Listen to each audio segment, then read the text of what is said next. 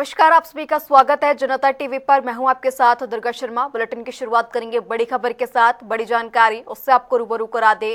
चारधाम यात्रा से जुड़ी ये बड़ी खबर।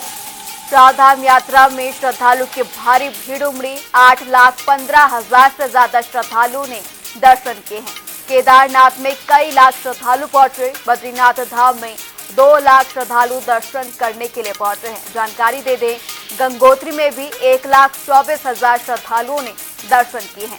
चारों धामों में स्वास्थ्य कारणों से 29 लोगों की मौत हो चुकी है। चारधाम यात्रा से जुड़ी ये बड़ी जानकारी। अब तक लाखों की संख्या में श्रद्धालु दर्शन कर पहुंच चुके हैं। बद्रीनाथ धाम में 2 लाख श्रद्धालु ने दर्शन किए। गंगोत्री में भी 1,24,000 श्रद्धालु दर्शन कर चुके हैं। वहीं चारों धाम में स्वास्थ्य कारणों से 29 लोगों की बात सामने आई है। जानकारी दे दें, केदारनाथ में कई श्रद्धालु पहुंच रहे हैं। वहीं स्वास्थ्य के कारणों से अब तक यहां पर कई लोगों की मौत भी हो चुकी है। कई लाखों की संख्या में श्रद्धालु दर्शन करने के लिए चारों धाम पहुंच रहे हैं। चारों धामों में बात करें तो स्वास्थ्य कारणों से 29 लोगों की मौत हो चुकी है। 8 लाख से 15,000 से ज्यादा श्रद्धालु चारों धामों में दर्शन कर चुके हैं। जानकारी दे दें, बद्रीनाथ की बात करें तो 2 लाख श्रद्धालु दर्शन के लिए पहुंच चुके हैं। इसी खबर पर ज्यादा जानकारी के लिए हमारे साथ हमारे सहयोगी अरुण सैनी हमारे साथ लाइव जुड़ चुके हैं। अरुण, चारधाम यात्रा में लाखों के श्रद्धालु दर्शन करने के लिए चारों धाम पहुंच रहे हैं। क्या स्थिति देखने को मिल रही है? स्वास्थ्य के कारण से यहां पर कई लोगों की मौत की भी बात सामने आई है।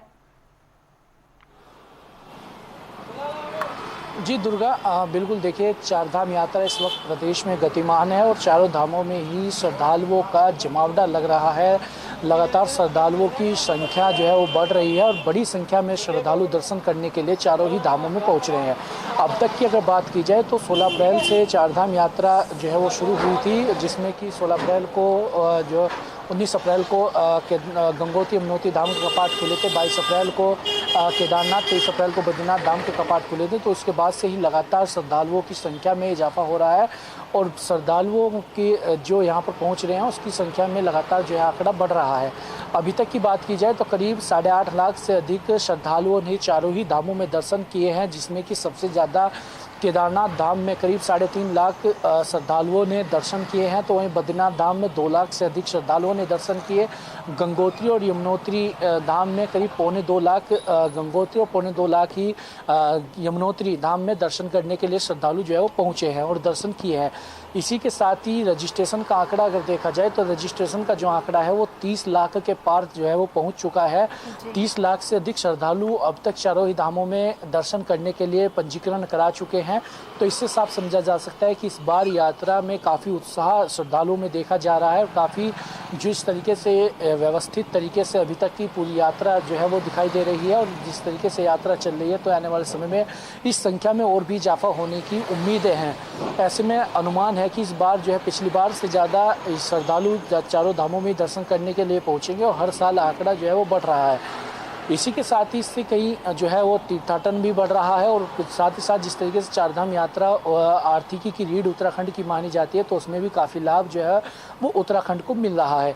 इसी के साथ ही हालांकि स्वास्थ्य कारणों की वजह से कई श्रद्धालुओं की मौत भी हुई है, क्योंकि अक्सर ये देखा जाता है कि जब श्रद्धालु देश के कोने कोने से पहुंचते हैं, अलग स्टेट से पहुंचते हैं या अलग जगहों से पहुंचते हैं, चाहे कोई यूपी से या हरियाणा से या राजस्थान से या अन्य जगहों से जिस तरीके से श्रद्धालु पहुंचते हैं, तो वहाँ के और केदारनाथ धाम के या बद्रीनाथ धाम के टेम्परेचर में काफ़ी जो है चेंजेस होते हैं, तो उसका भी असर पड़ता है, जिस कारण से श्रद्धालुओं की तबीयत भी खराब होती है। हालांकि सुरक्षा व्यवस्था इसको लेकर के भी की गई है। मेडिकल चेकअप लगातार जो है श्रद्धालुओं के किए जा रहे हैं और प्रशासन की तरफ से ये साफ तौर पर हिदायत भी दी गई और ये कहा भी गया कि चारधाम यात्रा जो कर रहे हैं वो जिन्हें कोई गंभीर बीमारी है या सांस की तकलीफ है या हार्ट से संबंधित कोई बीमारी है या अस्थमा है, तो उन्हें अपने डॉक्टर की सलाह के अनुसार ही जो है यात्रा करनी चाहिए और यात्रा करने से पहले पूरा मेडिकल चेकअप अपना कराना चाहिए, ताकि वो यात्रा करने के लिए उनका बॉडी सही है या नहीं है। तो इस तरीके से हालांकि रास्ते में भी कई जगहों पर मेडिकल चेकअप लगातार हो रहे हैं। ऋषिकेश से जब यात्रा शुरू होती है तो वहाँ पर भी मेडिकल मेडिकल चेकअप के इंतजाम किए गए हैं। आगे फिर केदारनाथ धाम में भी इस तरीके से मेडिकल चेकअप किए जा रहे हैं। लेकिन ऐसे में स्वास्थ्य कारणों से अभी तक करीब 20 से 24 लोगों की मृत्यु की खबर है कि 20 से 24 लोगों की मृत्यु जो है वो उसमें हुई है। तो ऐसे में अब आने वाले समय में इस पर भी किस तरीके से सरकार और भी क्या कुछ कदम उठाती है, जो चारधाम यात्रा से संबंधित विभाग है, स्वास्थ्य विभाग इस पर क्या कदम उठाता है, इसको किस तरीके से मैनेज करता है, या आने वाले समय में यात्रियों को दिक्कत परेशानी ना हो उसके लिए और भी क्या कुछ खास तैयारी की जाती है, क्या खास उपकरण जो है उपलब्ध वहाँ पर कराए जाते हैं, तमाम चीज़ें भी देखने वाली होंगी। लेकिन फिलहाल जो है चारधाम यात्रा पूरे सुव्यवस्थित तरीके से उत्तराखंड में चल रही है और मुख्यमंत्री पुष्कर सिंह धामी भी पल पल की अपडेट, पल पल नज़र जो है वो चारधाम यात्रा पर बनाए हुए हैं और आने वाले समय में श्रद्धालुओं की संख्या में और भी इजाफा चारधाम यात्रा में देखने को मिलेगा। इस तरीके का अनुमान भी जो है वो लगाया जा रहा है। जी अरुण, दर साल देखें तो हर साल जो है श्रद्धालु की संख्या यहाँ पर बढ़ती हुई नजर आती है। सबसे ज्यादा अगर हम बात करें तो केदारनाथ धाम में जो है श्रद्धालु दर्शन के लिए पहुंचते हैं। साथ ही साथ आपने रजिस्ट्रेशन की भी बात की कि यहाँ पर रजिस्ट्रेशन का आंकड़ा जो है अब यहाँ पर बढ़ता हुआ नजर आ रहा है। सबसे जरूरी जो है इस समय ऐसी बात हो जाती है जब रजिस्ट्रेशन का आंकड़ा बढ़ता है तो भीड़ प्रबंधन को लेकर किस तरीके से प्रशासन की तैयारियां हैं ये देखने को मिलती है। शुरुआत से अगर अभी तक बात करें, लगभग 20 दिन का जो है चारधाम यात्रा की शुरुआत हो चुकी है, 20 दिन हो चुके हैं। ऐसे में किस तरीके की जो है भीड़ प्रबंधन की व्यवस्थाएं अभी तक देखने को मिल रही हैं? जी दुर्गा, बिल्कुल देखिए, क्राउड मैनेजमेंट को लेकर पहले से ही तमाम बातें हुई और तमाम तैयारियां क्राउड मैनेजमेंट को लेकर के हुई, क्योंकि कई जगहों पर जब अन्य प्रदेशों में भी यात्रा होती है या कई जगहों पर यात्रा होती है और मंदिरों में पिछले कुछ समय से कई ऐसे हादसे हुए जिससे कि भीड़ प्रबंधन नहीं हो पाया और उस वजह से भगदड़ मची और काफ़ी दिक्कत परेशानियाँ हुई। तो उसको देखते हुए इस बार चारों धामों में ही क्राउड मैनेजमेंट को लेकर के तमाम तैयारियां जो है वो की गई है, चाहे वो मंदिर समिति की तरफ से हो या चारधाम यात्रा से संबंधित हो जो विभाग है उनकी तरफ से हो या फिर सरकार की तरफ से हो, शासन प्रशासन की तरफ से हो। तो क्राउड मैनेजमेंट को लेकर के भी काफ़ी तैयारी जो है वो की गई है ताकि कोई भी श्रद्धालुओं को दिक्कत परेशानी ना हो। उसके लिए तमाम, चाहे वो जो लिमिट मात्रा में जो है संख्या में यात्रियों को पहुँचाना हो, दर्शन में वहाँ पर व्यवस्था की गई है ताकि दर्शन जल्दी हो सके और उसके बाद कोई दिक्कत परेशानी ना हो। तो क्राउड मैनेजमेंट को लेकर के भी अभी तक पूरा सही तरीके से क्राउड मैनेजमेंट भी देखा जा रहा है और इस तरीके की कोई परेशानी अब तक की यात्रा में भीड़ प्रबंधन को लेकर सामने नहीं आई कि भीड़ प्रबंधन को लेकर कोई दिक्कत परेशानी इस तरीके की हुई हो। ऐसे ही जो है आगे भी क्राउड मैनेजमेंट को लेकर काम होगा, इस तरीके का दावा राज्य सरकार का है। जी अरुण, तमाम जानकारी के लिए आपका शुक्रिया।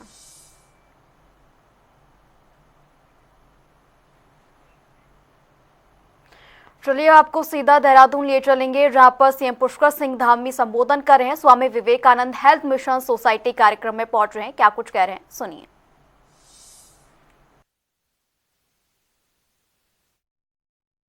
प्राप्त हुआ है और ये आज का ये अवसर केवल एक चिकित्सालय का शुभारंभ का कार्यक्रम ही नहीं है, बल्कि ये हमारी भारतीय संस्कृति, सेवा, समर्पण और संस्कार की उस महान परंपरा के दिव्य संगम का साक्षात प्रमाण है जिसने हमारे राष्ट्र को सदैव एक सूत्र में पिरोने का काम किया है। ये वो धरा है जिसने सदियों से हमारे राष्ट्र की आत्मा में जो प्रभावित होती रही है और जिसे आधुनिक काल में सशक्त दिशा देने का कार्य हमारे राष्ट्रीय स्वयंसेवक संघ के द्वारा, मातृ संगठन के द्वारा लगातार यहाँ पर हो रहा है। और ये इसलिए भी और महत्वपूर्ण हो जाता है कि जहाँ यहाँ पर हमारे संघ कार्य के आज 100 वर्ष पूरे हो रहे हैं और शताब्दी वर्ष हम सब मना रहे हैं, वहीं यहाँ केदारनाथ आने वाले जो तीर्थ यात्री हैं, श्रद्धालु हैं, उनकी संख्या भी प्रत्येक वर्ष लगातार बढ़ती जा रही है। ये वैसे यात्रा बहुत कठिन यात्रा होती है, बहुत भौगोलिक परिस्थितियाँ कठिन हैं और सच में जो यात्रा करता है वो एहसास करता है कि कितने उतार चढ़ाव होते हैं जीवन में, जो अनेक प्रकार की अनुभूतियाँ हैं। मुझे लगता है कई बार कितनी थकावट, कितनी चुनौतियाँ, मौसम की भी चुनौतियाँ हैं। आप देख रहे होंगे बर्फबारी लगातार, अभी कपाट खुलने के दिन भी मैं यहाँ आया था तो उससे पहले भी लगातार यहाँ बर्फ पड़ रही थी और बड़ा 7-8 फीट की बर्फ थी, उसको हटाने का काम यहाँ पर हुआ है। और यात्रा कठिन परिस्थितियों में होती है, ऐसे समय में जब इस प्रकार का चिकित्सालय हमारे बीच में बनकर तैयार हो गया है। और अभी हम जब सारे जो देश भर के श्रद्धालु आए थे, किसी को सांस लेने में थोड़ी दिक्कत हो रही थी, किसी को अन्य स्वास्थ्य की परेशानी हो रही थी, उन सभी को मैंने देखा तो एक उनके अंदर सुकून का भाव और एक निश्चिंतता कि आप वो यहाँ अस्पताल में पहुँच गए हैं तो निश्चित रूप से अब उनकी ठीक प्रकार से देखभाल हो जाएगी। सच में बड़ा अद्भुत है। मैं इस कार्य के लिए आप सभी को बहुत धन्यवाद करता हूं जिन लोगों ने भी इसका संयोजन किया है। और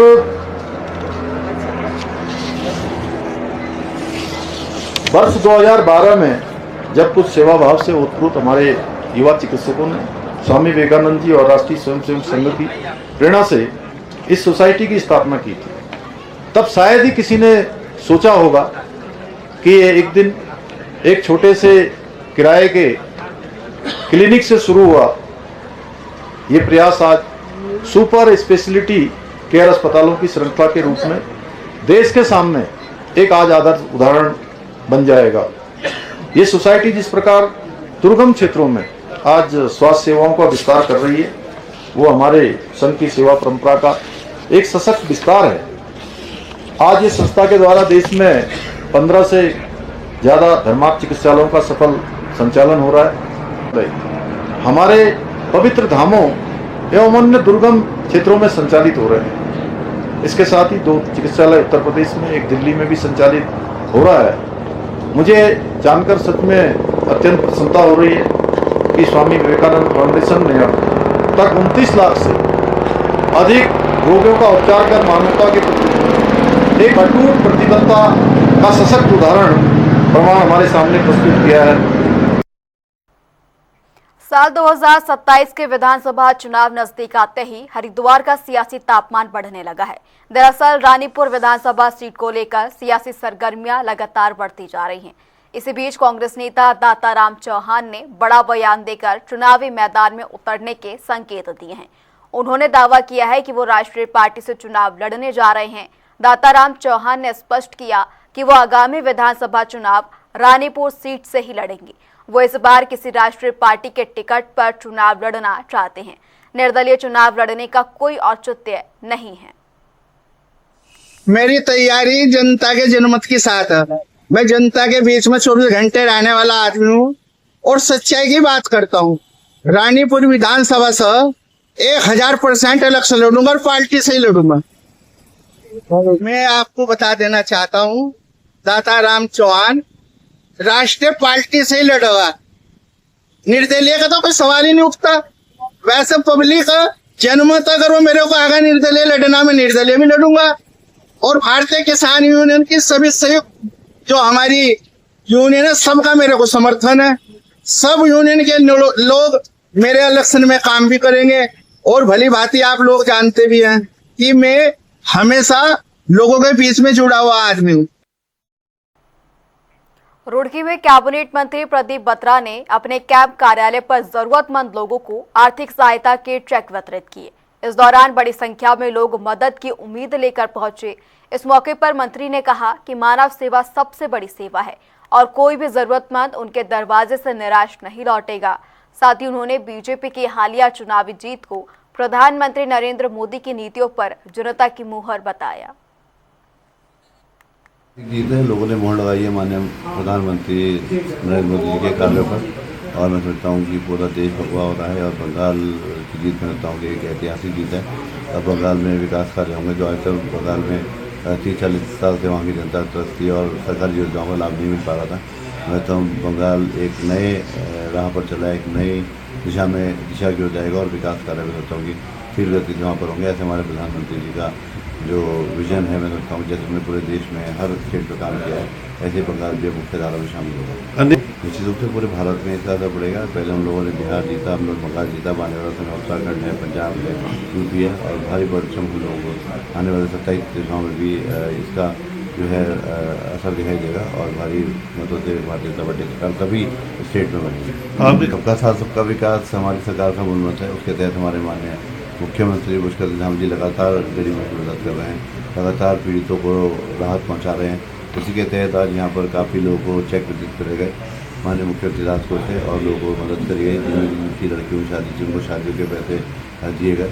जैसे ही हमारी सरकार सभी वर्ग का ध्यान रखती है और सभी के लिए जो है लगातार जो है मदद करने का कार्य करती है। और ये चीज़ों से चलता रहेगा, सतत विकास चलता रहेगा, चले हुए मूल मंत्री के साथ हम लोग बढ़ते रहेंगे और जो भी हमारी सरकारी योजना उनका क्रियान्वयन हो, ऐसा हमारा प्रयास रहेगा।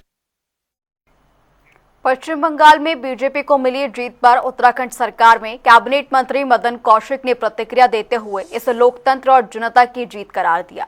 उन्होंने कहा कि पश्चिम बंगाल में लंबे समय से ममता बनर्जी का शासन कुशासन, भ्रष्टाचार और अराजकता का प्रतीक बन चुका था। उन्होंने कहा कि जनता भय और हिंसा के माहौल से परेशान थी, लेकिन अब लोगों ने लोकतांत्रिक तरीके से बदलाव का संदेश दिया है।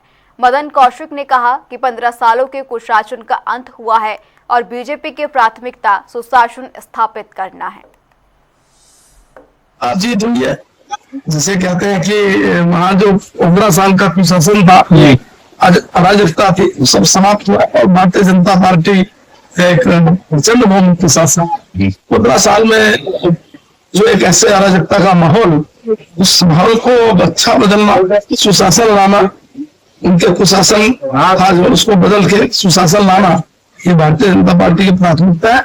अब आप देखेंगे दिनों दिन सारी व्यवस्थाएं बदलती नजर आए। ठीक है, संवैधानिक रूप से सभी जानते हैं भारत जैसा दुनिया का लोकतंत्र देश है, जहां सत्ता का स्थानांतरण चाहे देश हो चाहे प्रदेश हो, एक केवल रिजल्ट पर आने के बाद हो जाता है। मैडम जनता तो संविधान के अनुसार सबको चलना ही पड़ेगा, कोई अपनी मर्जी से थोड़ा चल सकता है, जो संविधान है उसके अनुसार सब चले।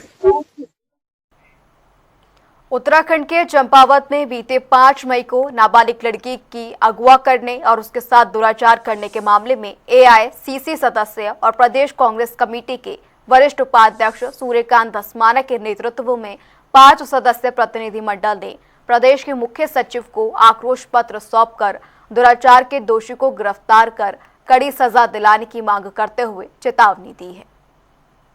देखिए, जो चंपावत में जघन्य कांड हुआ है, एक नाबालिग लड़की 16 साल की भारतीय जनता पार्टी के चंपावत के मंडल के उपाध्यक्ष और उनके 2 समर्थकों ने उसका अपहरण किया, उसके बाद उसका रेप किया गया, सामूहिक बलात्कार चाकू की नोक पर उस लड़की का किया और उसके बाद उसको बांध के रोहतावा छोड़ गए। उस लड़की को पुलिस ने रेस्क्यू किया। आज पूरे प्रदेश के अंदर आक्रोश है। चंपावत में नाबालिग के साथ हुए सामूहिक दुष्कर्म मामले को लेकर कांग्रेस ने सरकार पर तीखा हमला बोला। ये बहुत ही निंदनीय है। जहां भारतीय जनता पार्टी महिला सशक्तिकरण की बात करती है, जहां हमारे इस सूबे के मुख्यमंत्री जी का विधानसभा क्षेत्र है, वहां 2 बार इसी घटनाएं घट चुकी है। एक नाबालिग 16 साल की लड़की के साथ इस तरीके से गैंगरेप होता है और बहुत ही निंदनीय है। और इस प्रदेश में मेरा मानना है कि जैसे कि अंकिता भंडारी जैसे कई महिलाओं के साथ और नाबालिगों के साथ इस तरह की घटना, उसमें लिप्त जो पाया जाता है भारतीय जनता पार्टी का कार्यकर्ता ही पाया जाता है। बड़ा सोचने का विषय है। लेकिन जिस तरीके से ये घटना घट रही है, ये जो सूबे की सरकार है एक तरफ से पूरा खुला छूट दे रही है, लेकिन इसमें बहुत ही बड़ी मैं इस बात की निंदा करता हूँ और बड़ा महिलाओं के साथ बहुत अपमान होता है। तो वहीं चंपावत पुलिस ने नाबालिग से दुष्कर्म के चर्चित मामले में जांच के दौरान कई अहम खुलासे किए हैं। पुलिस के मुताबिक वैज्ञानिक और तकनीकी साक्ष्यों में नामजद आरोपियों की घटनास्थल पर मौजूदगी नहीं मिली है। वहीं शुरुआती जांच में मामला सुनियोजित साजिश और बदले की भावना से जुड़ा प्रतीत हो रहा है। आपको बता दें कि पुलिस अधीक्षक रेखा यादव ने खुद पीड़िता से मुलाकात कर घटनास्थल का निरीक्षण किया। मौके पर फॉरेंसिक टीम को बुलाकर वैज्ञानिक साक्ष्य भी जुटाए गए। बता दें कि पीड़िता का मेडिकल परीक्षण, काउंसलिंग और न्यायालय में बयान भी कराए गए हैं। फिलहाल डिजिटल और फॉरेंसिक साक्ष्यों की गहनता से जांच जारी है। 6 मई 2026 को थाना कोतवाली चंपावत क्षेत्र में एक घटना घटित हुई, जिसके संबंध में विक्टिम के फादर द्वारा कोतवाली आकर के एक एफआईआर लॉन्च कराई गई, जिसमें उनके द्वारा बताया गया कि उनकी नाबालिग पुत्री के साथ कुछ लोगों द्वारा 5 तारीख की रात्रि को सामूहिक दुष्कर्म किया गया है। मैटर सेंसिटिव था, जिसको तत्काल संज्ञान में हमारे द्वारा लिया गया। एससीओ चंपावत के पर्यवेक्षण में एक एसआईटी दल का गठन किया गया। गठित टीम द्वारा घटनास्थल निरीक्षण किया गया व आरएफएसएल रुद्रपुर द्वारा मौके पर साइंटिफिक तरीके से पूरे साक्ष्य संकलन की कार्रवाई अमल में लाई गई। पीड़िता को मेडिकल परीक्षण हेतु जिला चिकित्सालय लाया गया, जहां पर चिकित्सकों द्वारा उसका मेडिकल परीक्षण किया गया। उसके बाद पीड़िता का सीडब्ल्यूसी के समक्ष हमारे द्वारा काउंसलिंग कराई गई। कल 6 तारीख को सुबह 7:15 बजे पुलिस के द्वारा ये जिला अस्पताल में लाए गए थे और 7:30 बजे सुबह मेडिकल एग्जामिनेशन हमारे महिला चिकित्सक द्वारा शुरू कर दिया गया था। तो इसमें जो भी कार्रवाई हुई, जो हमारा प्रोसीजर है, उसमें जो टाइम लगा वही लगा, बाकी हमने पूरा टाइम से करके पुलिस को हैंडओवर किया है। तो सर रस्सी बांधने जो नोट के निशान आते हैं वो भी निशान नहीं थे और चेहरे से लेकर पैर तक किसी भी तरह के कोई किसी तरह चोट के निशान नहीं थे। राइट इस पे रिस्ट पर जरूर एक निशान था, लेकिन वो ब्लूज का वो 3 दिन पुराना था। मसूरी की बदहाल सड़कों को लेकर पूर्व पालिका अध्यक्ष ओपी उनियाल ने लोक निर्माण विभाग पर गंभीर आरोप लगाए हैं। उन्होंने मॉल रोड और मोतीताल नेहरू मार्ग की खराब हालत को लेकर भ्रष्टाचार और लापरवाही का आरोप लगाते हुए उच्च स्तरीय जांच की मांग की है। उनका कहना है कि करोड़ों की लागत से बनी सड़कें कुछ ही महीनों में टूट गई हैं और अब जगह जगह गड्ढे, जलभराव और गंदगी जैसे हालात देखने को मिल रहे हैं। सड़क किनारे बनी नालियां मलबे और गंदगी में पड़ी हुई नजर आ रही हैं, जबकि निकासी की समुचित व्यवस्था नहीं होने से लोगों को बदबू और गंदगी का सामना करना पड़ रहा है। बता देना चाहूंगा कि जब से ये सरकार ने, माननीय मुख्यमंत्री जी ने मसूरी को मॉडल को देखते हुए इतने पैसा इसमें स्वीकृत किया, 9 करोड़ की लागत से रोड बनाई गई। जो उम्मीदें थी कि विभाग जिस तरीके से काम करे, जिस तरीके की उम्मीद थी कि ये मॉल रोड बनेगी, बिल्कुल उसके उलट। इस मॉल रोड को, पहले तो मैं ये भी कहना चाहूंगा, इस मॉल रोड को इन्होंने हाईवे बना दिया, व्हाइट लाइन दे दी गई रोड के किनारे। त्रिपाठी जी उस वक्त एक्सीएन यहां पर थे, उनको 50 बार कहा गया कि ये गलत लाइन आप दे रहे हैं, यहां गाड़ियां पार्क हो रही हैं, कुछ तो हमने वो मुसीबत की। फिलहाल उत्तराखंड की खबरों में इतना ही। रुकेंगे एक छोटे से ब्रेक के लिए।